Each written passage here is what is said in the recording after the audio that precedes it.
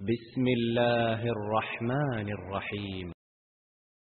قبلہ علیکم السلام ورحمۃ اللہ. قبلہ نہج البلاغہ کی اہمیت اور خاص کر آج کے دور میں نہج البلاغہ کی مومنین کو کتنی ضرورت ہے، اس پر روشنی ڈالیں.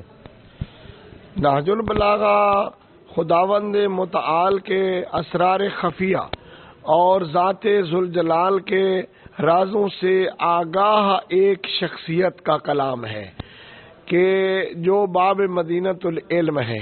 آج نہیں، نہج البلاغہ کے متکلم کی گفتگو ہمیشہ انسانیت کے لیے اور ایمان کا راستہ طے کرنے والوں کے لیے رہنما رہی ہے.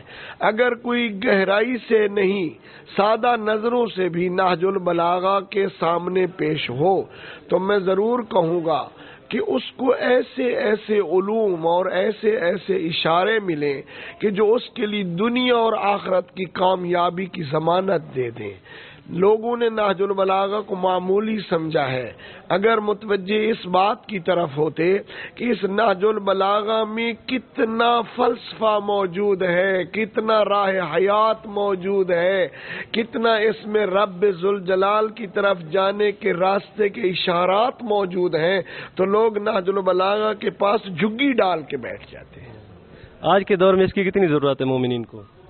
آج جب دور اتنی ترقی کر رہا ہے تو آپ حیران ہوں گے کہ اسی نہج البلاغہ میں ایک چیونٹی کے بارے میں جو کچھ حضرت امیر نے فرمایا ہے.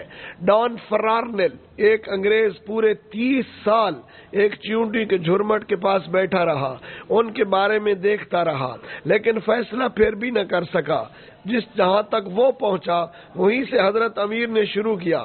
آج اگر کوئی سائنسدان اور زیادہ ریسرچر اسی مولا امیر کی اس خطبہ نملہ کو بھی دیکھے تو انہیں پتہ چلے کہ ابھی تو بہت سارے آنے والے دور کے اسرار بھی نہج البلاغہ میں موجود ہیں، اور آج انسان بہت ترقی کر سکتا ہے اگر نہج البلاغہ کے ساتھ متوسل ہو جائے. قبلہ آپ نے ہمارا مرکز افکار اسلامی کا شہ شدہ نہج البلاغہ دیکھا ہوگا اور یقیناً مطالعہ بھی کیا ہوگا. تو سوال یہ ہے کہ اگر یہ نہج البلاغہ مومنین ایک دوسرے کو ہدیہ دیں تو یہ ہدیہ اور تحفے کی کیا اہمیت اور ضرورت ہے، اس پر چند جملوں میں روشنی ڈالیں.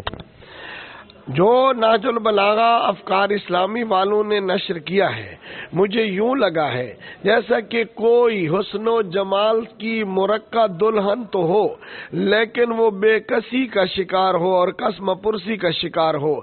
افکار اسلامی والوں نے اس نہج البلاغہ کی دلہن کو کاغذ کے اعتبار سے، ترتیب کے اعتبار سے اور اشاعت کے اعتبار سے ایسے سنوار دیا ہے کہ جیسے تحلیہ بعد تخلیہ ہو، کہ دلہن تو تھی لیکن اسے کوئی سجا نہیں رہا تھا. واقعا ان لوگوں نے دلچسپ بنا دیا ہے اس کو اس طرح شے کر کے. رہی بات ہدیے والی، تو بہت سارے ہدیے ہوتے ہیں جن سے انسان کا دل خوش ہوتا ہے، لیکن ہر ہدیہ ماند پڑ جاتا ہے. آپ پھولوں کا گلدستہ دیں گے، کچھ دنوں بعد ماند پڑ جائے گا. آپ پیسے دیں گے، خرچ ہو جائیں گے. آپ کوئی چارپائی کوئی بیٹھ دیں گے، کچھ دنوں بعد پرانا ہو جائے گا. ہدیہ سنت انبیاء ہے، اور ہدیہ الہدایا علی قدر مہدیہا، ہدیہ یہ بتاتا ہے کہ مجھے دینے والے کی اپروچ کتنی ہے، وہ کتنی بلند سوچ والا ہے. اور اگر کوئی کسی کو نہج البلاغہ ہدیہ کرتا ہے تو ایک باقی رہنے والا اتنا بڑا علمی سرمایہ ہے کہ جو باب مدینۃ العلم کی زبان سے نکلا ہوا ہے.